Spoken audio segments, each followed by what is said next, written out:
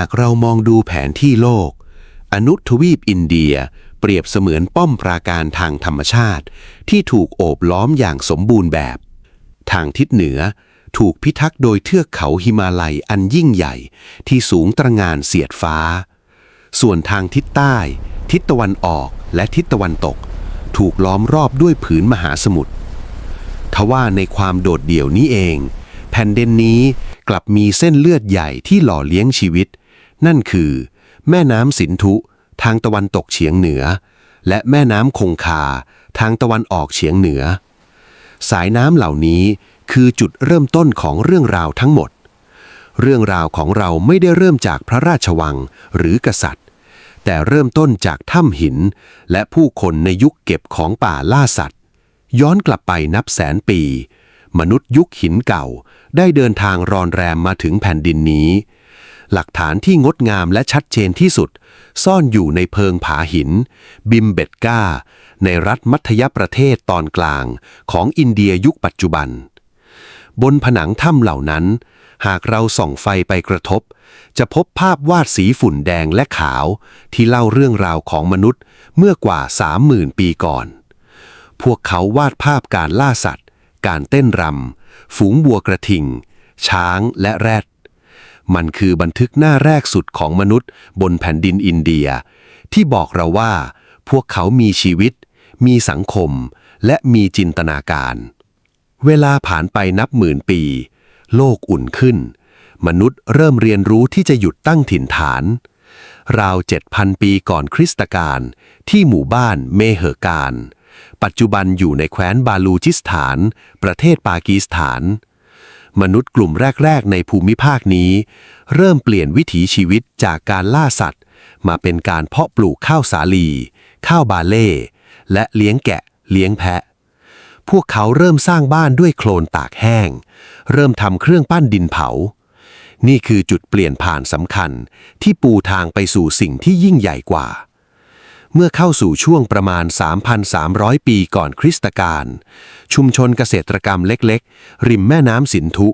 เริ่มขยายตัวและเชื่อมโยงกันจนกระทั่งราว 2,600 ปีก่อนคริสตกาลโลกก็ได้ประจักษ์แก่หนึ่งในอารยธรรมที่ก้าวหน้าที่สุดในยุคโบราณนั่นคืออารยธรรมลุ่มแม่น้ำสินธุหรืออารยธรรมฮารัปปาลองจินตนาการว่าคุณกำลังเดินเข้าไปในเมืองโมเฮนโจดาโร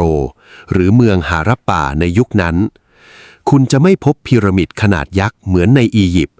หรือวิหารซิกกุแรตเหมือนในเมโสโปเตเมียแต่สิ่งที่คุณจะพบคือความมหัศจรรย์ของผังเมืองที่ล้ำยุคอย่างน่าเหลือเชื่อเมืองทั้งเมืองถูกสร้างขึ้นบนโครงข่ายถนนที่ตัดกันเป็นตารางหมากรุกอย่างเป็นระเบียบบ้านเรือนสร้างด้วยอิฐอบที่มีขนาดมาตรฐานเท่ากันทุกก้อนสิ่งที่น่าทึ่งที่สุดคือระบบสุขาภิบาลเกือบทุกบ้านมีบ่อน้ำส่วนตัวมีห้องน้ำและมีระบบท่อระบายน้ำทิ้งที่ทำด้วยอิฐและมีแผ่นหินปิดทับอย่างมิดชิดทอดยาวไปตามถนนซึ่งเป็นระบบที่แม้แต่เมืองในยุโรปหลายพันปีให้หลังก็ยังไม่มีชาวสินธุเป็นพ่อค้าและช่างฝีมือที่เก่งกาจพวกเขาสร้างเมืองท่าอย่างโลทันซึ่งมีอู่เรือที่ทำจากอิฐเพื่อส่งสินค้าไปค้าขายไกลถึงอ่าวเปอร์เซียและเมโสโปเตเมียสินค้าส่งออกสำคัญคือผ้าฝ้ายอินเดียเป็นดินแดนแรกๆที่ปลูกและทอฝ้ายลูกแบดหินคานิเลียนและเครื่องประดับหากสังเกตจากโบราณวัตถุที่ขุดค้นพบเราแทบจะไม่พบอาวุธสงครามขนาดใหญ่เลยสิ่งที่พบมากที่สุดคือตราประทับดินเผา Seals ที่แกะสลักรูปสัตว์ต่างๆเช่นยูนิคอร์นวัวเขาเดี่ยวช้างและเสือพร้อมกับตัวอักษรสินธุที่จนถึงทุกวันนี้นักภาษาศาสตร์ทั่วโลกก็ยังไม่สามารถถอดรหัสได้อารยธรรมนี้ดูเหมือนจะปกครองด้วยความเชื่อการค้าและข้อตกลงร่วมกันมากกว่าการใช้กำลังทหารหรือกษัตริย์ที่บ้าอำนาจแต่แล้วความยิ่งใหญ่ก็ไม่ได้คงอยู่ตลอดไปราว 1,900 ปีก่อนคริสตกาลอารยธรรมลุ่มแม่น้ำสินธุเริ่มเสื่อมถอยเมืองที่เคยเป็นระเบียบเริ่มทรุดโทรมผู้คนเริ่มทิ้งถิ่นฐานสมัยก่อนนักประวัติศาสตร์เชื่อว่าพวกเขาถูกรุกรานจากชนเผ่าภายนอก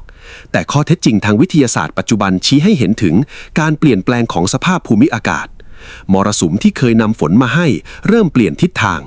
แม่น้ำสายสำคัญบางสายเช่นแม่น้ำสรัสวดีเริ่มเหือดหาย เมื่อไม่มีน้ำการเกษตรก็พังทลายระบบเศรษฐกิจแบบเมืองก็ไม่อาจอยู่รอดได้ชาวสินธุจึงค่อยๆอพยพกระจายตัวออกไปทางตะวันออกและทางใต้ทิ้งเมืองที่เคยยิ่งใหญ่ให้จมอยู่ใต้กองดินและทรายรอคอยการถูกค้นพบอีกครั้งในอีกหลายพันปีต่อมาในขณะที่เมืองอิฐแห่งลุ่มแม่น้ำสินธุกำลังถูกทรายทับถมกลุ่มคนกลุ่มใหม่ได้เริ่มทยอยเดินทางผ่านช่องเขาทางตะวันตกเฉียงเหนือเช่นช่องเขาไคเบอร์เข้ามาสู่แผ่นดินอนุทวีปพวกเขาเรียกตัวเองว่าอารยันซึ่งแปลว่าผู้ประเสริฐหรือผู้มีตระกูลตามข้อเท็จจริงทางประวัติศาสตร์สมัยใหม่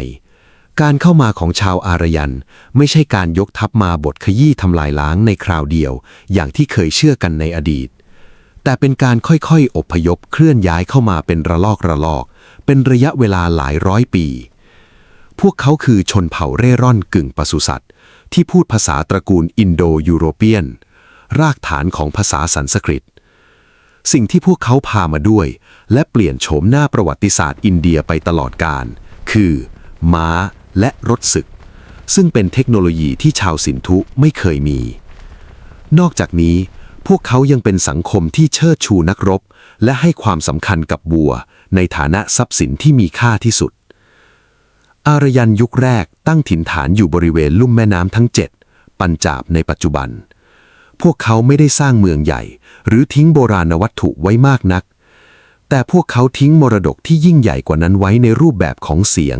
นั่นคือคัมภีร์ฤกขเวทฤกขเวทคือบทสรรเสริญเทพเจ้าที่เก่าแก่ที่สุดของมนุษยชาติที่ยังคงถูกใช้งานอยู่จนถึงปัจจุบันเทพเจ้าของพวกเขาคือตัวแทนของพลังธรรมชาติที่ยิ่งใหญ่และน่าเกรงขามเช่นพระอินทร์เทพแห่งสายฟ้าและสงครามพระอัคคณีเทพแห่งไฟผู้เป็นสื่อกลางนำเครื่องบวงสรวงไปสู่สวรรค์และพระวรุณเทพแห่งน้ำและกฎระเบียบของจักรวาลที่น่าทึ่งคือคัมภีร์ที่มีความยาวนับหมื่นบทนี้ไม่ได้บันทึกเป็นลายลักษณ์อักษรเลยเป็นเวลาหลายพันปีแต่ถูกถ่ายทอดด้วยการท่องจำแบบปากเปล่าหรือมุขปาฐะจากรุ่นสู่รุ่นด้วยความแม่นยำระดับพยางค์ต่อพยางค์เพื่อไม่ให้ความศักดิ์สิทธิ์เสื่อมคลายการเวลาล่วงเลยไปชาวอารยันเริ่มขยายอาณาเขตจากลุ่มแม่น้ำสินธุไปทางตะวันออกเข้าสู่ที่ราบลุ่มแม่น้ำคงคาอันอุดมสมบูรณ์การเปลี่ยนแปลงครั้งใหญ่เกิดขึ้นเมื่อพวกเขาค้นพบการถลุงเหล็กขวานเหล็กช่วยให้พวกเขาถางป่าทึบในลุ่มแม่น้ำคงคาได้อย่างรวดเร็วในขณะที่ผานไถเหล็กก็ทำให้การทำนาข้าวมีประสิทธิภาพมากขึ้นสังคมเร่ร่อนเปลี่ยนผ่านเข้าสู่สังคมเกษตรกรรมที่ตั้งถิ่นฐานถาวรอย่างสมบูรณ์ในช่วงเวลานี้เองที่คัมภีร์พระเวทถูกขยายเพิ่มเติมอีก3เล่มได้แก่ยชูรเวทสามเวทและอาธรรมธรเวทพิธีกรรมบวงสรวงทวีความซับซ้อนและยิ่งใหญ่ขึ้นเรื่อยๆการทำพิธีต้องอาศัยพราหมณ์ผู้เชี่ยวชาญเท่านั้นทำให้สถานะของนักบวชสูงส่งขึ้นอย่างมากเมื่อสังคมขยายตัวและมีการผสมผสานระหว่างชาวอารยันผู้ปกครองและชาวพื้นเมืองดาสะความจำเป็นในการจัดระเบียบสังคมจึงเกิดขึ้นนำไปสู่การแบ่งกลุ่มคนตามหน้าที่และชาติกำเนิดซึ่งกลายเป็นรากฐานของสังคมอินเดียมาจนถึงปัจจุบันนั่นคือระบบวรรณะทั้ง4ได้แก่พราหมณ์นักบวชและผู้ประกอบพิธีกรรมสื่อกลางระหว่างมนุษย์และเทพเจ้ากษัตริย์นักรบและผู้ปกครองทำหน้าที่ปกป้องอาณาจักรแพทย์พ่อค้าช่างฝีมือและเกษตรกรเจ้าของที่ดินชนชั้นกลางสูตรผู้ใช้แรงงานและผู้รับใช้ส่วนใหญ่คือชาวพื้นเมืองเดิมเมื่อถึงช่วงปลายของยุคพระเวทการเน้นหนักไปที่พิธีกรรมบวงสรวงสัตว์และการผูกขาดอำนาจของพราหมณ์เริ่มทำให้คนกลุ่มหนึ่งตั้งคำถามพวกเขาปลีกตัวเข้าป่าเพื่อค้นหาสัจธรรมนำไปสู่การก่อกำเนิดคัมภีร์อุปนิษัทนี่คือจุดเปลี่ยนที่สำคัญที่สุดของศาสนาพราหมณ์ฮินดูอุปนิษัทเปลี่ยนจุดสนใจจากการบูชาเทพเจ้าภายนอกมาสู่การค้นหาความจริงภายใน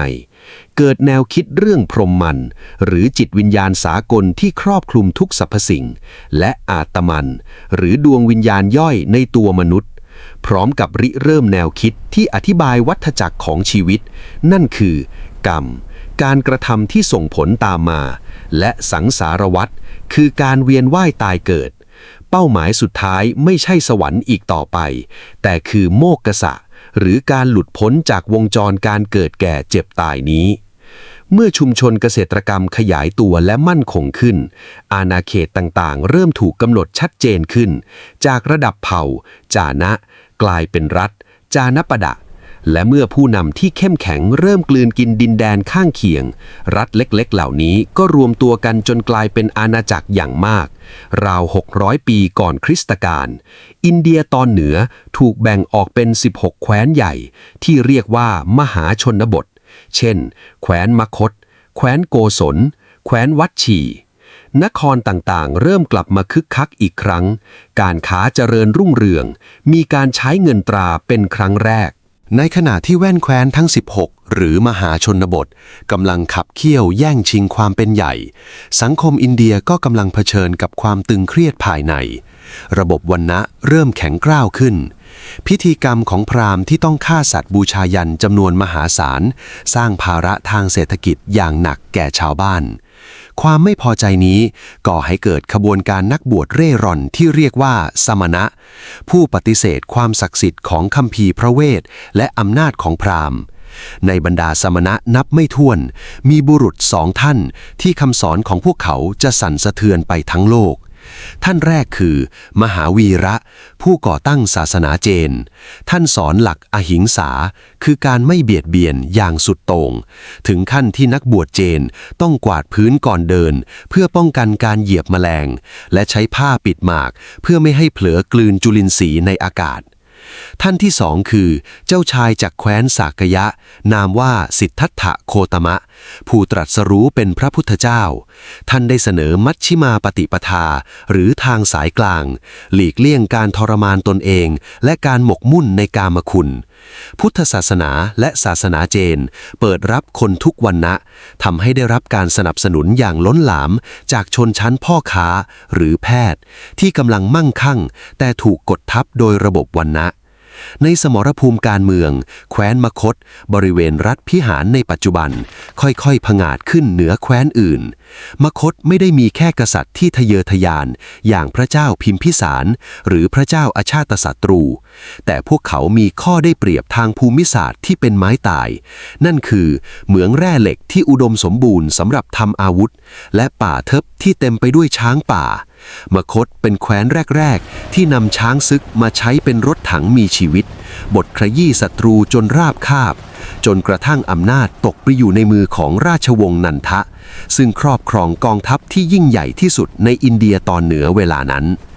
ขณะที่อินเดียตอนเหนือกำลังรวมศูนย์ราว326 ปีก่อนคริสตกาลพายุลูกใหญ่ก็พัดมาจากตะวันตกอเล็กซานเดอร์มหาราชแห่งมาซิโดเนียกรีธาทัพข้ามเทือกเขาฮินดูคุชมาถึงลุ่มแม่น้ำสินธุแม้กองทัพกรีกจะเกรียงไกรแต่เมื่อต้องเผชิญกับสภาพอากาศที่เลวร้ายโรคระบาดและข่าวลือเรื่องกองทัพช้างนับพันของราชวงศ์นันทะทหารกรีกก็ก่อกบฏปฏิเสธที่จะเดินทัพต่ออเล็กซานเดอร์จึงต้องถอยทัพกลับทิ้งไว้เพียงศูนยากาศทางอำนาจในอินเดียตะวันตกเฉียงเหนือโอกาสนี้ตกไปอยู่ในมือของชายหนุ่มนามว่าจันทรคุปต์เมาระยะด้วยคำแนะนำของพราหมณ์อัจฉริยะผู้เชี่ยวชาญตำราพิชัยสงครามและการเมืองนามว่าจานกยะหรือเกาติลยะทั้งสองรวบรวมกำลังพลขับไล่ทัพทหารรักษาการของกรีกออกไปและโค่นล้มราชวงศ์นันทะได้สำเร็จก่อตั้งจักรวรรดิเมาระยะนี่คือครั้งแรกในประวัติศาสตร์ที่อนุทวีปอินเดียเกือบทั้งหมดถูกรวบรวมเป็นหนึ่งเดียวภายใต้ร่มธงเดียวความยิ่งใหญ่ของเมาระยะมาถึงจุดสูงสุดในยุคหลานของจันทรคุปต์นามว่าพระเจ้าอโศกมหาราชในช่วงแรกของการครองราชย์พระองค์ทรงกระหายอำนาจและเหี้ยมโหดทรงทำสงครามพิชิตแคว้นกาลิงคะรัฐโอริสาในปัจจุบันสงครามครั้งนั้นนองเลือดอย่างบ้าคลั่งผู้คนล้มตายและถูกกวาดต้อนนับแสนคนเมื่อพระเจ้าอโศกทอดพระเนตรเห็นแม่น้ำที่ย้อมไปด้วยเลือดและซากศพพระองค์ทรงเกิดความสลดพระทัยอย่างแสนสาหัสวินาทีนั้นได้เปลี่ยนหน้าประวัติศาสตร์อินเดีย พระองค์ละทิ้งเส้นทางแห่งดาบและหันมายึดถือเส้นทางแห่งธรรมทรงเปลี่ยนมานับถือพุทธศาสนาและประกาศนโยบายธรรมวิชัยชัยชนะโดยธรรมพระองค์โปรดให้สลักคำสอนเรื่องความเมตตาการอดทนต่อความต่างทางศาสนาและสวัสดิการสังคมลงบนหน้าผาและเสาหินทรายขัดมันยอดสลักรูปสิงโตเสาหินอโศกกระจายไปทั่วจักรวรรดิทรงสร้างโรงพยาบาลสำหรับมนุษย์และสัตว์ปลูกต้นไม้ขุดบ่อน้ำริมทางและส่งสมณทูตไปเผยแผ่พุทธศาสนาทั่วเอเชียรวมถึงดินแดนสุวรรณภูมิรัชสมัยของพระองค์คือยุคทองแห่งสันติภาพอย่างแท้จริงหลังสิ้นยุคพระเจ้าอโศกจักรวรรดิมௌรยะก็ค่อยๆแตกสลายอินเดียกลับมาแตกเป็นแคว้นเล็กแคว้นน้อยอีกครั้งแต่การแตกสลายนี้กลับนำมาซึ่งความรุ่งโรจน์ทางวัฒนธรรมแบบใหม่อินเดียตะวันตกเฉียงเหนือกลายเป็นประตูรับผู้รุกรานและผู้อพยพกลุ่มใหม่ๆอย่างต่อเนื่องทั้งชาวอินโดกรีกชาวสิเถียนและชาวป่าเทียนกลุ่มที่โดดเด่นที่สุดคือราชวงศ์กุสานะภายใต้การนำของพระเจ้ากนิษกะจักรวรรดินี้ตั้งคร่อมเส้นทางสายไหมเชื่อมโยงจีนอินเดียเปอร์เซียและโรมเข้าด้วยกันอินเดียในยุคนี้จึงเป็นเบ้าหลอมทางวัฒนธรรมที่ยิ่งใหญ่ที่สุดแห่งหนึ่งของโลกยุคโบราณหลักฐานที่งดงามที่สุดคือศิลปะกันธาระซึ่งเป็นการผสมผสานระหว่างปรัชญาพุทธกับเทคนิคการแกะสลักแบบกรีกโรมันทำให้เกิดพระพุทธรูปองค์แรกๆของโลกที่มีพระพักตร์คล้ายเทพเจ้าอพอลโลของกรีกและสวมจีวรที่จับริ้วพลิ้วไหวแบบเสื้อคลุมโทก้าของโรมันอินเดียในเวลานี้ไม่ใช่ดินแดนที่โดดเดี่ยวอีกต่อไปแต่เป็นศูนย์กลางการค้าระดับโลกที่จ่ายสินค้าด้วยเงินทองคำของโรมันหลังจากยุคแห่งการแตกแยกและการผสมผสานทางวัฒนธรรมนับร้อยปีแผ่นดินอินเดียตอนเหนือก็พร้อมสำหรับการรวมเป็นหนึ่งอีกครั้งราวต้นคริสตศตวรรษที่ 4ราชวงศ์ใหม่ได้ถือกำเนิดที่แคว้นมคธศูนย์กลางอำนาจเดิมของราชวงศ์เมารยะนั่นคือราชวงศ์คุปตะกุปตะไดนาสตีพระเจ้าจันทรคุปที่ 1ทรงวางรากฐานอำนาจด้วยการอภิเษกสมรสกับเจ้าหญิงจากตระกูลที่ทรงอิทธิพลแต่ผู้ที่ทำให้จักรวรรดินี้เกรียงไกรอย่างแท้จริงคือพระราชโอรสพระเจ้าสมุทรคุปผู้ได้รับสมัญญานามจากนักประวัติศาสตร์ว่านโปเลียนแห่งอินเดียพระองค์ทรงนำทัพม้าและช้างศึกปราบปรามแว่นแคว้นต่างๆจนราบคาบขยายอาณาเขตครอบคลุมภาคเหนือและภาคกลางของอินเดียทั้งหมดและเมื่อตกทอดมาถึงยุคของพระเจ้าจันทรคุปที่ 2อินเดียก็ก้าวเข้าสู่ยุคแห่งสันติภาพและความมั่งคั่งอย่างที่ไม่เคยมีมาก่อนนำไปสู่สภาวะที่นักประวัติศาสตร์ยกย่องให้เป็นยุคทองของอารยธรรมอินเดียในยุคคุปตะความรู้ไม่ได้จำกัดอยู่เพียงเรื่องศาสนาอีกต่อไปแต่ขยายไปสู่การทำความเข้าใจธรรมชาติและจักรวาลนี่คือยุคที่นักปราชญ์ชาวอินเดียนามว่าอารยผัดได้เขียนตำราดาราศาสตร์และคณิตศาสตร์ที่ล้ำหน้าโลกตะวันตกไปหลายร้อยปีเขาเป็นบุคคลแรกๆของโลกที่เสนอว่าโลกหมุนรอบตัวเองและโคจรรอบดวงอาทิตย์อธิบายสาเหตุของการเกิดสุริยุปราคาและจันทรุปราคาได้ถูกต้องตามหลักวิทยาศาสตร์และที่สำคัญที่สุดเขาคือผู้บุกเบิกการใช้แนวคิดของเลขศูนย์หรือศูนย์และระบบเลขฐาน10ซึ่งต่อมาได้ถูกส่งผ่านชาวอาหรับไปสู่ยุโรปและกลายเป็นรากฐานของคณิตศาสตร์สมัยใหม่ทั่วโลกวิทยาการด้านโลหะวิทยาก็ก้าวหน้าถึงขีดสุดหากคุณไปเยือนกรุงนิวเดลีในปัจจุบันคุณจะพบกับเสาเหล็กแห่งเดลีซึ่งสร้างขึ้นในยุคคุปตะแม้จะตั้งตากแดดตากฝนมานานกว่า 1,500 ปีแต่เสาเหล็กบริสุทธิ์ต้นนี้กลับไม่มีสนิมกินเลยจนถึงทุกวันนี้ซึ่งยังคงเป็นที่น่าทึ่งสำหรับวิศวกรยุคปัจจุบันในด้านวรรณกรรมยุคนี้มีกวีเอกนามว่ากาลิตสะผู้ประพันธ์บทละครสกุลตลาด้วยภาษาสันสกฤตที่งดงามสละสลวยจนได้รับการยกย่องให้เป็นเชคสเปียร์แห่งอินเดียศิลปะการสลักหินก็ไปถึงจุดสูงสุดดังที่ปรากฏในหมู่ถ้ำอชันตาซึ่งมีการวาดภาพจิตรกรรมผาผนังพุทธประวัติด้วยเทคนิคการให้แสงเงาที่วิจิตรการตา ยุคคุปตะคือช่วงเวลาที่ศาสนาพราหมณ์ดั้งเดิมได้ปรับตัวและวิวัฒนาการกลายเป็นศาสนาฮินดูอย่างที่เรารู้จักกันในปัจจุบันการบูชายันสัตว์ด้วยไฟแบบในยุคพระเวทเริ่มเสื่อมความนิยมลงและถูกแทนที่ด้วยขบวนการภักดีหรือบักติมูฟเมนต์ซึ่งเน้นความรักและความศรัทธาต่อเทพเจ้าองค์ใดองค์หนึ่งอย่างสุดหัวใจคัมภีร์ปุราณะถูกรวบรวมขึ้นเพื่อเล่าขานตำนานของถวยเทพทำให้เกิดแนวคิดตรีมูรติ หรือมหาเทพทั้งสามได้แก่ พระพรหมผู้สร้าง พระวิษณุหรือนารายณ์ผู้รักษา และพระศิวะผู้ทำลายนอกจากนี้ยังเป็นจุดเริ่มต้นของการสร้างเทวาลัยหรือวัดฮินดูที่ก่อด้วยหินและอิฐอย่างถาวรเพื่อใช้เป็นที่ประทับของรูปเคารพเทพเจ้าแทนการทำพิธีกลางจ้างแบบเดิมทว่ายุคทองก็ไม่อาจต้านทานกระแสแห่งความเปลี่ยนแปลงราวคริสตศตวรรษที่ 5ชนเร่ร่อนเผ่าฮูนะหรือที่ชาวตะวันตกเรียกว่า White Huns ได้ควบม้าข้ามภูเขามาจากเอเชียกลางและบุกทะลวงชายแดนอินเดียแม้กษัตริย์คุปตะจะพยายามต้านทานอย่างสุดความสามารถแต่การสงครามที่ยืดเยื้อได้สูบความมั่งคั่งของจักรวรรดิไปจนหมดสิ้นในที่สุดจักรวรรดิคุปตะก็แตกสลายอินเดียตอนเหนือกลับคืนสู่สภาวะแตกแยกเป็นรัฐเล็กรัฐน้อยอีกครั้งในขณะที่ประวัติศาสตร์ตอนเหนือเต็มไปด้วยการสร้างอาณาจักรและการถูกรุกรานดินแดนทางตอนใต้ของเทือกเขาวินไทยหรือที่เรียกว่าอินเดียใต้ South India กลับมีเส้นทางประวัติศาสตร์ที่แตกต่างออกไปอย่างสิ้นเชิงอินเดียใต้ไม่เคยถูกจักรวรรดิจากตอนเหนือแม้แต่เมาระยะหรือคุปตะพิชิตได้อย่างเบ็ดเสร็จดินแดนแห่งนี้ถูกโอบล้อมด้วยชายฝั่งทะเลที่ทอดยาวทำให้ชาวอินเดียใต้กลายเป็นนักเดินเรือและพ่อค้าที่เชี่ยวชาญพวกเขาสร้างอารยธรรมที่รุ่งเรืองด้วยภาษาของพวกเขาเองคือภาษาทมิฬโดยมีรากฐานวรรณกรรมที่เก่าแก่และยิ่งใหญ่เรียกว่าวรรณคดีสังคำซึ่งบันทึกเรื่องราวความรักสงครามและวิถีชีวิตของชาวใต้ไว้อย่างงดงามเมื่อเข้าสู่ราวคริสตศตวรรษที่ 9 ถึง 13 อำนาจในอินเดียใต้ตกเป็นของราชวงศ์โจลักซึ่งถือเป็นหนึ่งในราชวงศ์ที่ปกครองยาวนานที่สุดในประวัติศาสตร์โลกความยิ่งใหญ่ของโจลักไม่ได้จำกัดอยู่แค่บนแผ่นดินแต่พวกเขาคือมหาอำนาจทางทะเลอย่างแท้จริง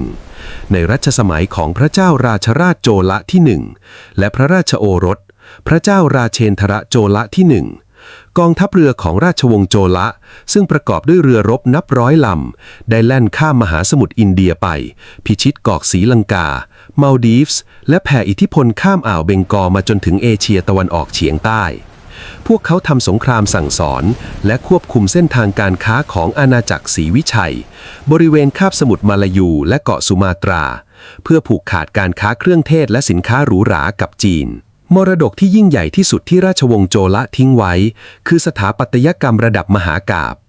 เทวาลัยพฤหัสที่สอนทันชาวูคือเพชรน้ำงามของสถาปัตยกรรมราวิตแบบอินเดียใต้เทวาลัยแห่งนี้สร้างจากหินแกรไนต์ล้วนๆโดยใช้เทคนิคทางวิศวกรรมชั้นสูงในการชักรอกหินก้อนยักษ์น้ำหนักกว่า80ตันขึ้นไปประดิษฐานบนยอดโดมที่สูงกว่า60เมตรถือเป็นประจักษ์พยานถึงความมั่งคั่งและศรัทธาอันแรงกล้าของชาวอินเดียใต้ในขณะที่อินเดียใต้กำลังรุ่งเรืองด้วยการค้าทางทะเลอินเดียตอนเหนือหลังยุคกุปตะกลับแตกออกเป็นอาณาจักรของเหล่ากษัตริย์นักรบที่เรียกว่าราชบุตรหรือราชพุทธผู้มีอุดมการณ์กล้าหาญรักเกียรติยศและมักทำสงครามขับเคี่ยวกันเองอย่างไม่รู้จักเหน็ดเหนื่อยทว่าในขณะที่พวกเขาหันคมดาบเข้าหากันโลกภายนอกกำลังเกิดการเปลี่ยนแปลงครั้งใหญ่ศาสนาอิสลามได้ถือกำเนิดขึ้นในคาบสมุทรอาหรับและแผ่ขยายอิทธิพลอย่างรวดเร็วแรกเริ่มเดิมทีร่องรอยของอิสลามในอินเดียมาเยือนอย่างสันติผ่านพ่อค้าชาวอาหรับที่มาแวะพักตามเมืองท่าฝั่งตะวันตกเช่นรัฐเกรละพวกเขานำสินค้ามาแลกเปลี่ยนและตั้งชุมชนเล็กๆแต่การมาเยือนที่พลิกโฉมหน้าประวัติศาสตร์อย่างแท้จริงนั้นมาจากทางช่องเขาทางตะวันตกเฉียงเหนือในศตวรรษที่ 11มามูดแห่งกัสนีผู้นำชาวเติร์กจากอัฟกานิสถานนำทัพม้าที่รวดเร็วและดุดันข้ามช่องเขาเข้ามาปล้นสะดมอินเดียตอนเหนือถึง17ครั้ง เป้าหมายของเขาไม่ใช่การตั้งอาณาจักรแต่คือความมั่งคั่งมหาศาลที่เก็บซ่อนอยู่ในเทวไลยฮินดู เช่นการบุกทำลายเทวไลยโสธนาถอันเรื่องชื่อมามูดกวาดต้อนทรัพย์สินและช่างฝีมือกลับไปสร้างเมืองกัสนีของตนทิ้งไว้เพียงบาดแผลและความหวาดกลัวในอินเดียแต่100 กว่าปีต่อมาสถานการณ์ได้เปลี่ยนไปเมื่อมูฮัมหมัดแห่งกอยกทัพเข้ามาเป้าหมายของเขาคือการยึดครองแผ่นดินในปีคศ1192ณสมรภูมิตารีนกองทัพม้าธนูของมูฮัมหมัดแห่งกอสามารถเอาชนะกองทัพช้างของปฤทวีราชโชฮานกษัตริย์ราชบุตรผู้ยิ่งใหญ่ได้สำเร็จชัยชนะครั้งนี้คือการเปิดประตูให้อำนาจของชาวมุสลิมสถาปนาขึ้นในใจกลางอนุทวีปอย่างเป็นทางการเมื่อมูฮัมหมัดแห่งกอถูกลอบสังหารขุนพลคนสนิทของเขาซึ่งเคยเป็นทาสมาก่อนนามว่ากุตบุตรดีนไอบักได้ตั้งตนเป็นสุลต่านและสถาปนาราชวงศ์ทาสขึ้นที่เมืองเดลีนี่คือจุดเริ่มต้นของรัฐสุลต่านแห่งเดลีซึ่งจะปกครองอินเดียตอนเหนือยาวนานกว่า300 ปีผ่านการผลัดเปลี่ยนราชวงศ์ถึง5 ราชวงศ์คือทาสเขาจีตุกโลกไซยิดและโลดียุคนี้เต็มไปด้วยสีสันและความพลิกผันทางการเมืองอย่างรุนแรงตัวอย่างที่โดดเด่นที่สุดคือสุลต่านราซิยาพระธิดาของสุลต่านองค์ที่3พระนางคือสตรีเพียงคนเดียวในประวัติศาสตร์ที่ได้สวมมงกุฎสุลต่านแห่งเดลีพระนางปฏิเสธที่จะสวมผ้าคลุมหน้าทรงสวมชุดบุรุษขี่ม้านำทัพออกศึกด้วยความกล้าหาญแม้สุดท้ายจะถูกเหล่าขุนนางชายโค่นอำนาจไปแต่ชื่อของพระนางยังคงเป็นตำนานในยุคของราชวงศ์เขาจีสุลต่านอลาอุดดินเขาจีต้องเผชิญกับภัยคุกคามที่น่ากลัวที่สุดในยุคนั้นนั่นคือกองทัพมองโกแต่ด้วยความเด็ดขาดและการปฏิรูปกองทัพที่เข้มงวดเดลีจึงเป็นหนึ่งในไม่กี่อาณาจักรในโลกที่สามารถต้านทานการรุกรานของมองโกไว้ได้ทำให้อินเดียรอดพ้นจากการถูกทำลายล้างแบบที่เกิดกับแบกแดดหรือจีนแม้ในทางการเมืองจะเต็มไปด้วยการนองเลือดแต่วิถีชีวิตของผู้คนกลับเกิดการผสมผสานอย่างน่าอัศจรรย์ผู้ปกครองมุสลิมนำศิลปะการสร้างโดมและซุ้มโค้งหรืออาร์ชมาสู่อินเดียผสมผสานกับทักษะการสลักหินอันวิจิตรของช่างชาวฮินดูเกิดเป็นสถาปัตยกรรมอินโดอิสลามที่งดงามตระการตาสัญลักษณ์แห่งยุคนี้คือกุตมีนาหอคอยสุเหร่าทำจากหินทรายแดงที่สูงตระหง่านเสียดฟ้าในเดลี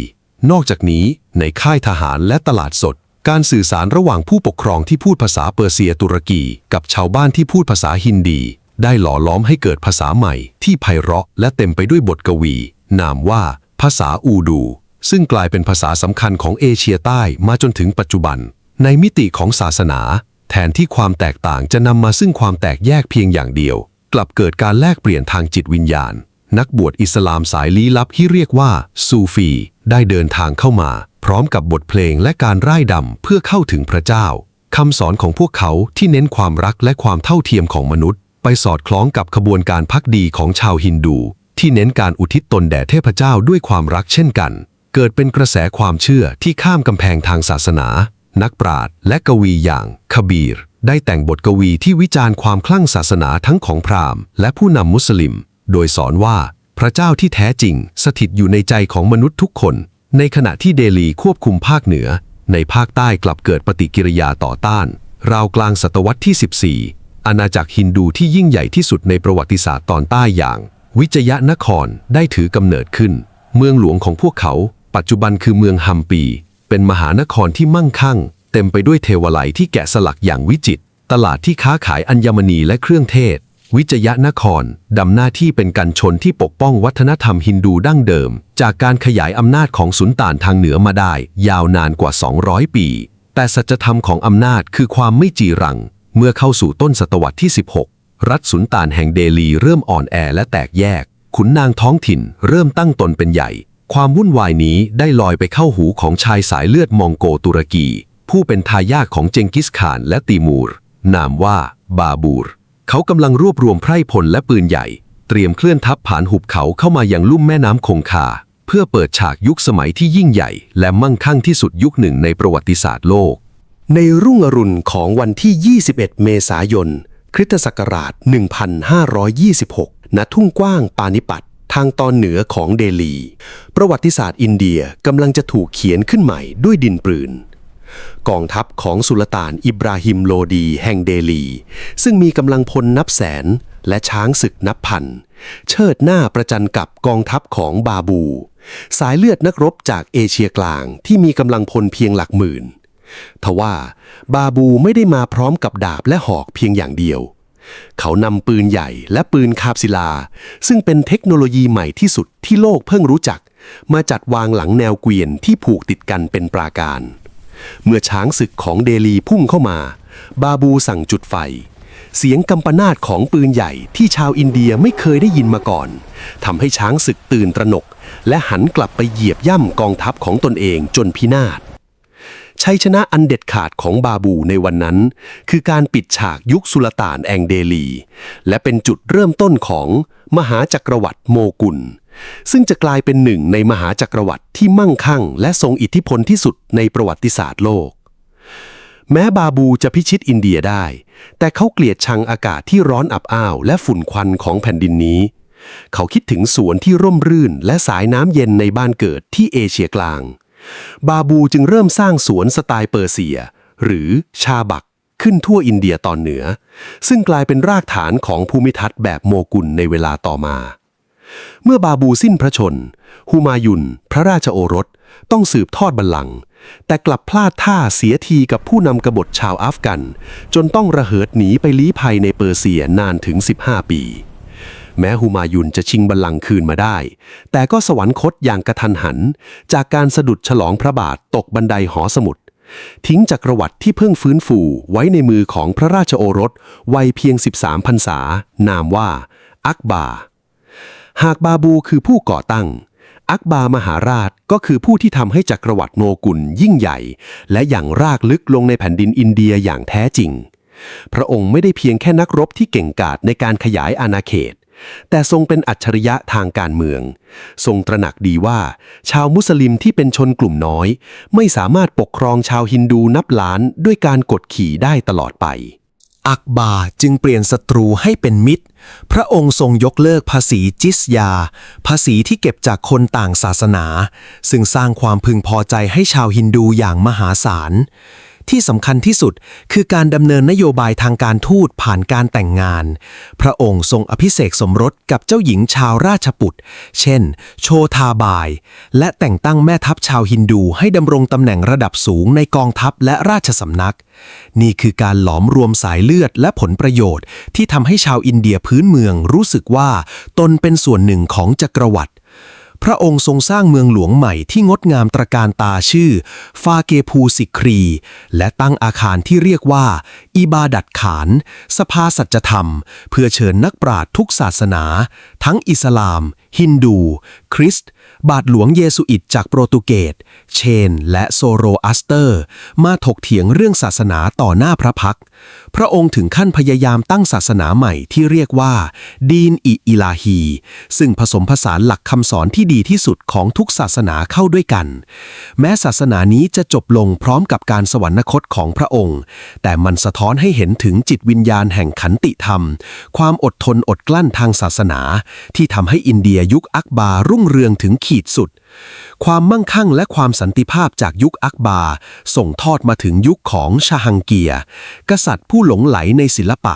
จิตรกรรมผีมณีช่างราชสำนักโมกุลในยุคนี้มีความวิจิตรบรรจงระดับโลกแต่ผู้ที่ทรงอิทธิพลอย่างแท้จริงในยุคนี้คือพระมเหสีของพระองค์นามว่านูชาฮันสตรีผู้มีความฉลาดหลักแหลมและทรงอำนาจถึงขั้นมีชื่อสลักอยู่บนเหรียญกษาปเคียงคู่กษัตริย์แต่ความรุ่งโรจน์ทางวัตถุของโมกุลได้เดินทางมาถึงจุดสูงสุดในยุคของชาชหันท้องพระโรงของพระองค์เต็มไปด้วยทองคำและอัญมณีพระองค์โปรดให้สร้างบัลลังก์นกประยูงที่ประดับด้วยเพชรพลอยมหาศาลรวมถึงเพชรโคอินัวในตำนานอินเดียในยุคนี้คือศูนย์กลางความมั่งคั่งของโลกที่ชาวยุโรปต่างปรารถนาจะมาเยือนและเมื่อพระมเหสีอันเป็นที่รักยิ่งมุมตาสมาฮานสิ้นพระชนจากการมีประสูติการบุตรคนที่14ชาชหันได้ระทมทุกข์อย่างหนักพระองค์จึงมีรับสั่งให้สร้างสุสานที่งดงามที่สุดเท่าที่โลกเคยมีมาริมฝั่งแม่น้ำยมุนาในเมืองอักรานั่นคือ ทัชมาฮาลหินอ่อนสีขาวบริสุทธิ์จากราชสถานถูกนำมาแกะสลักและฝังด้วยหินสีมีค่าจากทั่วโลกรูปทรงของอาคารมีความสมมาตรอย่างสมบูรณ์แบบมันไม่ได้เพียงแค่สถาปัตยกรรมอินโดอิสลามที่สมบูรณ์แบบที่สุดแต่มันคือหยาดน้ำตาบนแก้มแห่งการเวลาฝากไว้ชั่วนิรันดร์แต่ทัชมาฮาลก็เป็นสัญลักษณ์ของจุดเริ่มต้นแห่งการล่มสลายเช่นกันการใช้จ่ายเงินในคลังมหาศาลไปกับสิ่งก่อสร้างและสงครามทำให้เศรษฐกิจเริ่มตึงตัวในช่วงบั้นปลายชีวิตชาชะหันถูกโค่นอำนาจและจองจำโดยพระราชโอรสของพระองค์เองนามว่าอัลรังเซฟเป็นกษัตริย์ที่เคร่งศาสนาอย่างสุดโต่งพระองค์ละทิ้งนโยบายขันติธรรมของอักบาร์นำภาษีจิซยากลับมาใช้ใหม่สั่งทำลายเทวไลยฮินดูและกดขี่ชนกลุ่มน้อยนโยบายนี้ทำลายพันธมิตรที่โมกุลเคยมีพระองค์ทำสงครามขยายอาณาเขตไปทางใต้จนจักรวรรดิมีขนาดใหญ่ที่สุดในประวัติศาสตร์แต่ก็แลกมากับการทำสงครามที่ยืดเยื้อและสูบเลือดสูบเนื้อยาวนานกว่า25 ปีศัตรูตัวฉกาจที่สุดของอัลรังเซฟคือฉัตรปตีซิวาจีผู้นำชาวมาราฐาในอินเดียใต้ซิวาจีใช้ยุทธวิธีสงครามกองโจรที่ปราดเปรี่ยวซุ่มโจมตีกองทัพโมกุลที่เทอะทะและเชื่องช้าจนกองทัพโมกุลต้องพบกับความสูญเสียอย่างหนักกบฏเกิดขึ้นทุกหย่อมหญ้าทั้งจากชาวมาราฐาชาวราชบุตรและชาวซิกเมื่ออัลรังเซฟสวรรคตในปีคริสตศักราช 1707 จักรวรรดิโมกุลที่ดูเหมือนจะยิ่งใหญ่ที่สุดกลับเป็นร่างยักษ์ที่กลวงโบจากภายในทายาทรุ่นหลังๆไร้ความสามารถในการควบคุมแผ่นดินที่กว้างใหญ่อาณาจักรต่างๆเริ่มประกาศเอกราชโมกุลเหลือเพียงชื่อและอำนาจแต่เพียงในเขตเมืองเดลีในขณะที่กษัตริย์โมกุลกำลังสร้างทัชมาฮาลและทำสงครามขยายอาณาเขตบนผืนแผ่นดินใหญ่โลกตะวันตกกำลังถูกขับเคลื่อนด้วยความต้องการสินค้าที่มีค่าดั่งทองคำนั่นคือเครื่องเทศพริกไทยการพลูอบเชยและลูกจันเทศสินค้าเหล่านี้คือสิ่งจำเป็นในการถนอมอาหารและปรุงรสในยุโรปชาวยุโรปชาติแรกที่ค้นพบเส้นทางเดินเรืออ้อมแหลมกูดโฮปมายังอินเดียคือโปรตุเกสนำโดยวาสโกดากามาในปีคริสตศักราช 1498 ตามมาด้วยชาวดัตช์ฝรั่งเศสและอังกฤษแต่สิ่งที่ทำให้อังกฤษแตกต่างและเป็นผู้ชนะในท้ายที่สุดไม่ใช่เพราะกองทัพของกษัตริย์แต่เป็นเพราะการก่อตั้งบริษัทอินเดียตะวันออกหรือ British East India Company ในปีคริสตศักราช 1600 นี่คือข้อเท็จจริงที่น่าตื่นตะลึงที่สุดในประวัติศาสตร์อินเดียไม่ได้ถูกยึดครองโดยประเทศอังกฤษแต่ถูกยึดครองโดยบริษัทเอกชนบริษัทนี้มีผู้ถือหุ้นมีคณะกรรมการบริหารที่ลอนดอนแต่ได้รับพระราชทานอำนาจผูกขาดการค้าและมีสิทธิในการสร้างป้อมปราการมีกองทหารรับจ้างหรือซีปอยและสามารถประกาศสงครามได้เสมือนเป็นรัฐอิสระพวกเขาค่อยๆเข้ามาตั้งสถานีการค้าหรือ Factory ตามเมืองท่าสำคัญเช่นมาดรัสบอมเบย์และกัลกัตตาโดยจ่ายภาษีและของกำนันให้กษัตริย์โมกุลอย่างนอบน้อมเมื่อจักรวรรดิโมกุลอ่อนแอลงหลังยุคอัลรังเซฟแคว้นต่างๆเริ่มแยกตัวเป็นอิสระแคว้นที่มั่งคั่งที่สุดคือเบงกอลความตึงเครียดระหว่างผู้ปกครองเบงกอลหรือนวับนามว่า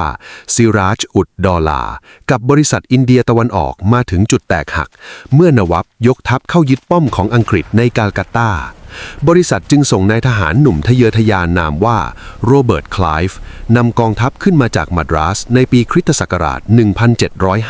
1757 กองทัพของทั้งสองฝ่ายเผชิญหน้ากันที่สมรภูมิพลาซี่กองทัพของนวับมีขนาดใหญ่กว่าอังกฤษหลายเท่าแต่คไลฟ์ไม่ได้ชนะด้วยกำลังทหารเขาชนะด้วยเงินและการทรยศคไลฟ์ติดสินบนเมียจาฟาแม่ทัพใหญ่ของนวับเมื่อเสียงปืนนัดแรกดังขึ้นกองทัพส่วนใหญ่ของเบงกอลจึงยืนนิ่งเฉยปล่อยให้นวับพ่ายแพ้และถูกสังหารชัยชนะครั้งนี้ทำให้บริษัทอินเดียตะวันออกได้สิทธิในการเก็บภาษีในแคว้นเบงกอลทั้งหมดบริษัทเอกชนแห่งนี้จึงกลายสภาพเป็นผู้ปกครองดินแดนอย่างเต็มตัวและใช้เงินภาษีของชาวอินเดียเองมาซื้อสินค้าอินเดียเพื่อส่งกลับไปขายทำกำไรมหาศาลในยุโรปในช่วง100 ปีต่อมาบริษัทอินเดียตะวันออกขยายอำนาจด้วยยุทธวิธีที่แยบยลพวกเขาใช้นโยบายเป็นพันธมิตร หรือ Subsidiary Alliance บังคับให้ผู้ปกครองแคว้นต่างๆ ยอมรับการคุ้มครองจากกองทัพอังกฤษแลกกับการจ่ายเงินบำรุงกองทัพหากแคว้นไหนไม่มีเงินจ่ายก็จะถูกริบดินแดนนโยบายที่สร้างความเจ็บแค้นที่สุดคือหลักลัทธิการสิ้นสุดสิทธิของลอร์ดดัลเฮาซีซึ่งกำหนดว่าหากกษัตริย์หรือมหาราชาแคว้นใดสิ้นพระชนโดยไม่มีรัชทายาทสายเลือดโดยตรงห้ามรับบุตรบุญธรรมแคว้นนั้นจะต้องตกเป็นของบริษัททันทีนโยบายนี้ทำให้รัฐฮินดูเก่าแก่อย่างซัตทาราและจหันซีถูกควบรวมไปอย่างหน้าตาเฉยในแง่เศรษฐกิจนโยบายการค้าเสรีของอังกฤษได้ทำลายล้างอุตสาหกรรมสิ่งทอของอินเดียที่เคยยิ่งใหญ่ที่สุดในโลกผ้าฝ้ายทอมือของอินเดียถูกตั้งภาษีนำเข้าในอังกฤษอย่างร้าวๆในขณะที่ผ้าทอจากโรงงานในอังกฤษที่ใช้เครื่องจักรไอน้ำกลับลังไหลเข้ามาขายในอินเดียโดยปลอดภาษีช่างทอผ้าชาวอินเดียนับล้านคนต้องสูญเสียอาชีพและอดอยากความกดขี่ทางเศรษฐกิจการริบดินแดนและความกลัวว่าอังกฤษจะบังคับให้ชาวอินเดียเปลี่ยนศาสนาเป็นคริสต์ได้สะสมเป็นคลังดินปืนขนาดใหญ่รอเพียงประกายไฟเล็กๆและประกายไฟนั้นก็มาถึงในปีค.ศ. 1857กองทัพของบริษัทมีทหารพื้นเมืองที่เรียกว่าซีปอยหรือซีพอยกว่า 200,000 นายในขณะที่มีทหารอังกฤษเพียงไม่กี่หมื่นปัญหาเกิดขึ้นเมื่อกองทัพนำปืนไรเฟิลรุ่นใหม่ Enfield Pattern 1853 มาใช้การบรรจุกระสุนทหารจะต้องใช้ปากกัดปลอกกระสุนกระดาษก่อนเทดินปืนข่าวลือแพร่สะพัดว่าปลอกกระสุนนี้ถูกฉโลมด้วยไขมันวัวซึ่งเป็นสัตว์ศักดิ์สิทธิ์ของฮินดูและไขมันหมูซึ่งเป็นสัตว์ต้องห้ามของมุสลิมสำหรับทหารซีปอยนี่คือการบีบบังคับให้พวกเขากระทำบาปที่ร้ายแรงที่สุดและสูญเสียสถานะทางศาสนาเดือนพฤษภาคม ค.ศ. 1857 ทหารซีปอยในเมืองมีรัตลุกฮือขึ้นสังหารนายทหารอังกฤษก่อนจะเดินทัพเข้าสู่กรุงเดลี พวกเขาบุกเข้าไปในพระราชวังแดงและบีบบังคับให้บาฮาดูชาซาฟาสุลต่านโมกูลในวัย 82 ปี ผู้ไร้อำนาจใดๆ ขึ้นเป็นผู้นำและประกาศสถาปนาพระองค์เป็นจักรพรรดิแห่งอินเดียอีกครั้งการลุกฮือลุกลามไปทั่วตอนเหนือและตอนกลางของอินเดีย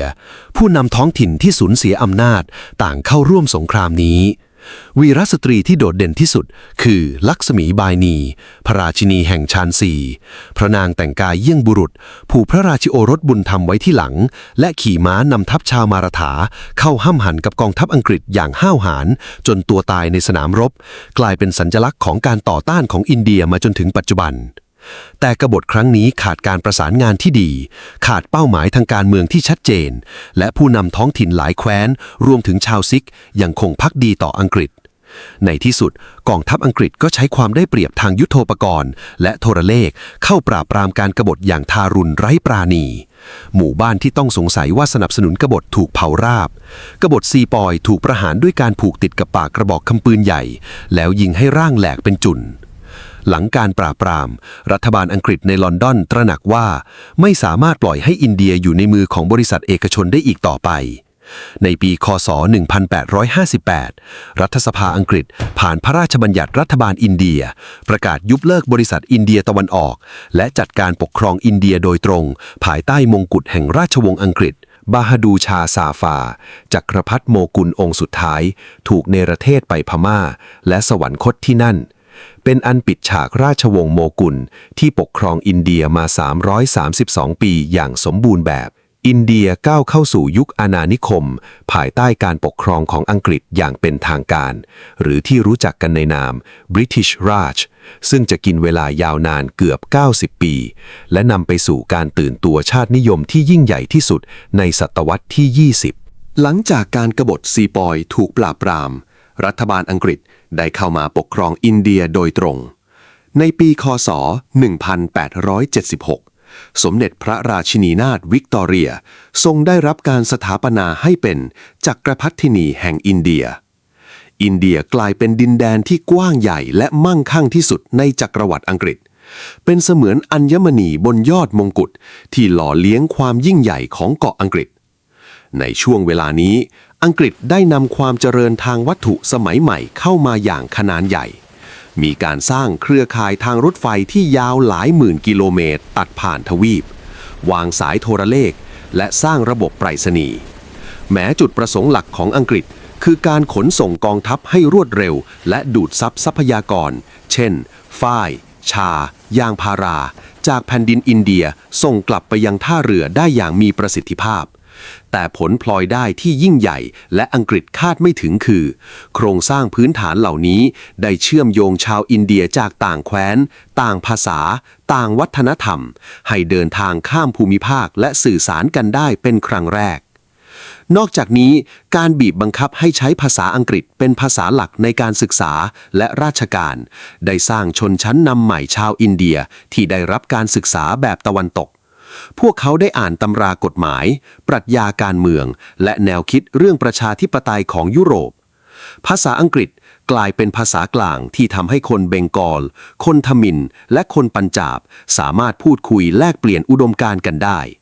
ความรู้สึกของการเป็นชาติเดียวกันเริ่มก่อตัวขึ้นเมื่อชาวอินเดียตระหนักว่าพวกเขาต่างก็ถูกกดขี่โดยผู้ปกครองต่างชาติเหมือนกันในปีค.ศ. 1885 กลุ่มปัญญาชนทนายความและนักหนังสือพิมพ์ชาวอินเดียได้รวมตัวกันก่อตั้งพรรคคองเกรสแห่งชาติอินเดีย Indian National Congress INC ขึ้นที่นครบอมเบย์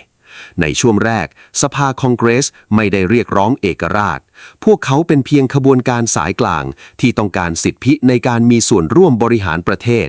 ต้องการให้ชาวอินเดียสอบเข้ารับราชการระดับสูงได้และเรียกร้องความยุติธรรมทางเศรษฐกิจ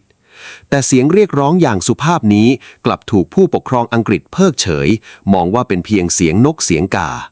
จุดเปลี่ยนสำคัญเกิดขึ้นในปีค.ศ. 1905 เมื่ออุปราชแห่งอินเดียลอร์ดเคอร์ซอนตัดสินใจแบ่งแยกแคว้นเบงกอลซึ่งเป็นศูนย์กลางของขบวนการชาตินิยมออกเป็น2 ส่วนโดยอ้างเหตุผลเรื่องความสะดวกในการบริหารแต่ชาวอินเดียรู้ทันว่านี่คือยุทธวิธีแบ่งแยกแล้วปกครอง divide and rule เพื่อแยกระหว่างฝั่งตะวันตกที่มีประชากรฮินดูเป็นเสียงข้างมากและฝั่งตะวันออกที่มีมุสลิมเป็นเสียงข้างมากการกระทำนี้จุดชนวนความโกรธแค้นไปทั่วประเทศนำไปสู่ขบวนการสวาเดชีหรือขบวนการชาตินิยมทางเศรษฐกิจชาวอินเดียออกมารวมตัวกันเผาเสื้อผ้าและสินค้าที่ผลิตจากอังกฤษกลางถนนและหันมาสนับสนุนการใช้สินค้าที่ผลิตในประเทศผู้นำสายหัวรุนแรงอย่างบานคงคาทรติลกได้ประกาศวาทประวัติศาสตร์ว่าสวราชหรือการปกครองตนเองเป็นสิทธิโดยชอบธรรมตั้งแต่เกิดของข้าพเจ้าและข้าพเจ้าจะต้องได้มันมา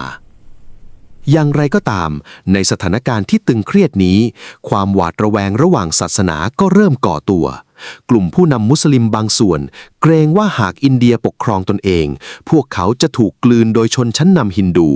จึงได้ก่อตั้งสันนิบาตมุสลิมขึ้นในปีค.ศ. 1906ซึ่งรอยร้าวนี้จะเป็นบาดแผลลึกที่ส่งผลต่ออนาคตของทวีปในเวลาต่อมาเมื่อสงครามโลกครั้งที่1ปะทุขึ้น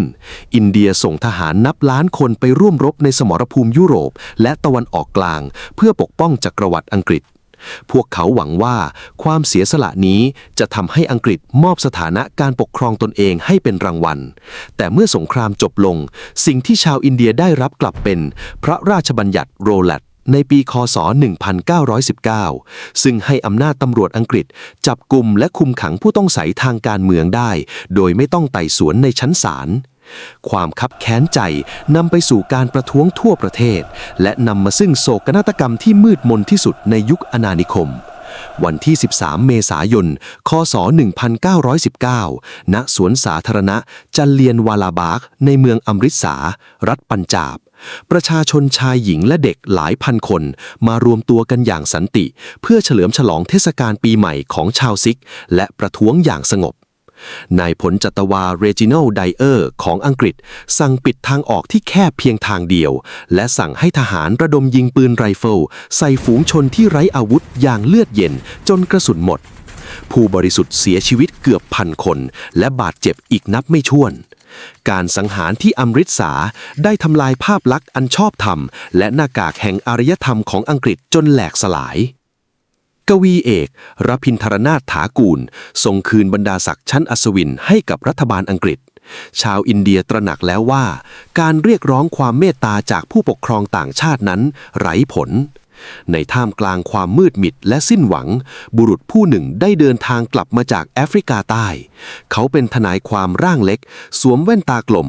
นามว่าโมหันทาตกรำจันทร์คานทีไม่ได้นำปืนหรือระเบิดกลับมาด้วยแต่เขานำอาวุธที่ทรงพลานุภาพยิ่งกว่านั้นกลับมาอาวุธที่เรียกว่าสัตยาเคราะห์หรือพลังแห่งความจริงซึ่งตั้งอยู่บนรากฐานของความอหิงสาหรือการไม่เบียดเบียนคานทีมองว่าการต่อสู้ด้วยอาวุธมีแต่จะสร้างวงจรความเกลียดชังเขาปฏิวัติขบวนการชาตินิยมของสภาคองเกรสจากที่เคยเป็นเพียงสโมสรของปัญญาชนชนชั้นสูงกลายเป็นการเคลื่อนไหวของมวลชนระดับรากเหง้าคานทีสละเสื้อสูทแบบตะวันตกหันมานุ่งผ้าฝ้ายพื้นเมืองหรือคาทีที่ทอเองด้วยแขลาปั่นได้เดินทางไปทั่วชนบทเพื่อสัมผัสความยากจนของชาวนาอินเดียอย่างแท้จริงหลังโศกนาฏกรรมที่อมฤตสามหาตมะคานทีได้ก้าวขึ้นเป็นผู้นำขบวนการชาตินิยมอย่างเต็มตัวในปีคศ 1920 เขาได้ประกาศแคมเปญการไม่ให้ความร่วมมือคานทีบอกชาวอินเดียว่า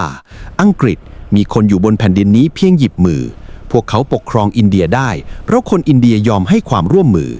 หากชาวอินเดียหยุดทำงานให้รัฐบาลอังกฤษลาออกจากราชการถอนตัวจากโรงเรียนอังกฤษไม่จ่ายภาษีและเลิกซื้อสินค้าอังกฤษระบบของบริติชราชจะพังทลายลงในพริบตาชาวอินเดียนับล้านตอบรับคำเรียกร้องนี้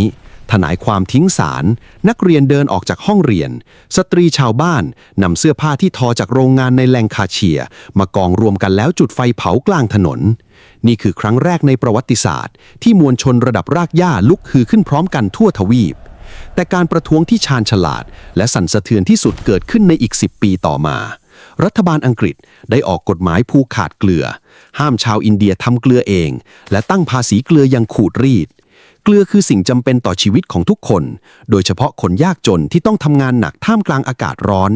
คานทีจึงเลือกสิ่งนี้เป็นสัญลักษณ์ของการขัดขืนในวันที่ 12 มีนาคม คศ 1930 คานทีในวัย 61 ปี พร้อมผู้ติดตามเพียงไม่กี่สิบคนได้เริ่มออกเดินเท้าจากอาสมของเขาไปยังชายหาดทะเลอาหรับที่เมืองทันทิเป็นระยะทางเกือบ 400 กิโลเมตรตลอดการเดินทางกว่า 24 วันข่าวได้แพร่สะพัดออกไปผู้คนนับหมื่นออกมาร่วมขบวน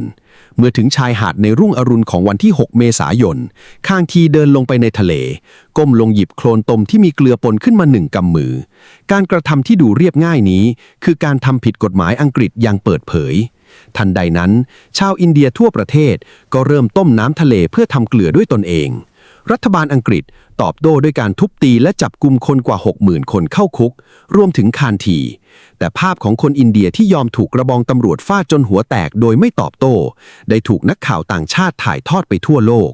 ชัยชนะทางศีลธรรมตกเป็นของอินเดียอย่างสมบูรณ์อังกฤษตระหนักแล้วว่าพวกเขาไม่อาจใช้ความกลัวปกครองคนที่ไม่กลัวคุกและความตายได้อีกต่อไปเมื่อสงครามโลกครั้งที่2ประทุขึ้นอุปราชอังกฤษได้ประกาศให้อินเดียเข้าร่วมสงครามโดยไม่ปรึกษาผู้นำชาวอินเดียเลยแม้แต่คำเดียวสภาคองเกรสนำโดยชวาหะลานเนรูลาออกจากตำแหน่งทางการเมืองทั้งหมดเพื่อประท้วงในปีคศ 1942 คานทีได้ประกาศขบวนการอินเดียจงออกไปเรียกร้องให้อังกฤษคืนเอกราชทันทีและให้วาทะแก่ชาวอินเดียว่าจงทำหรือไม่ก็ตายอังกฤษปราบปรามอย่างหนักหน่วงจับกุมแกนนำทั้งหมดไปคุมขังจนจบสงครามทว่าในขณะที่การต่อสู้ด้วยสันติวิธีภายในประเทศถูกทลายลงขบวนการชาตินิยมอีกสายหนึ่งก็กำลังก่อตัวขึ้นภายนอกประเทศนำโดยสุภาพฉันทรบูสหรือที่ชาวอินเดียเรียกขานว่าเนตาจีผู้นำที่เคารพโบสเป็นอดีตผู้นำสภาคองเกรสที่เชื่อว่าอหิงสาเพียงอย่างเดียวไม่สามารถขับไล่อังกฤษได้เขาหลบหนีออกจากอินเดียและเดินทางไปจับมือกับฝ่ายอักษะโดยได้รับการสนับสนุนจากจักรวรรดิญี่ปุ่นในการก่อตั้งกองทัพแห่งชาติอินเดียหรือ INA ขึ้นในเอเชียตะวันออกเฉียงใต้ กองทัพ INA ซึ่งประกอบด้วยเฉลยศึกชาวอินเดียและอาสาสมัครชาวอินเดียพ้นทะเลได้ร่วมรบเคียงบ่าเคียงไหลกับทหารญี่ปุ่นบุกทะลวงป่าทึบในพม่าเพื่อมุ่งหน้าสู่อินเดียโดยมีเป้าหมายเพื่อปลดแอกมาตุภูมิแม้ในท้ายที่สุดกองทัพ INA จะพ่ายแพ้ในสมรภูมิอิมพานและโคฮิมาและโบสต้องเสียชีวิตในอุบัติเหตุเครื่องบินตกแต่ความกล้าหาญของพวกเขาได้ปลุกกระแสชาตินิยมในหมู่ทหารอินเดียที่รับใช้อังกฤษอย่างรุนแรงและกลายเป็นหนึ่งในฟางเส้นสุดท้ายที่ทำให้อังกฤษตระหนักว่าพวกเขาไม่อาจไว้ใจกองทัพทหารพื้นเมืองเพื่อรักษาอำนาจในอินเดียได้อีกต่อไปทว่าในขณะที่เป้าหมายการขับไล่อังกฤษใกล้ความจริงอินเดียกลับต้องเผชิญกับปีศาจจากภายในนั่นคือความขัดแย้งทางศาสนามูฮัมหมัดอาลีจินนาผู้นำสันนิบาตมุสลิมเริ่มเชื่อมั่นว่าในอินเดียที่เป็นประชาธิปไตยชาวมุสลิมที่เป็นชนกลุ่มน้อยจะถูกกดขี่โดยชาวฮินดูที่เป็นเสียงข้างมากตลอดกาลจินนาจึงเสนอทฤษฎี2 ชนชาติโดยประกาศว่าฮินดูและมุสลิมคือ2 ชนชาติที่แตกต่างกันโดยสิ้นเชิงและเรียกร้องให้แบ่งประเทศเพื่อตั้งรัฐของชาวมุสลิมนามว่าปากีสถานดินแดนแห่งความบริสุทธิ์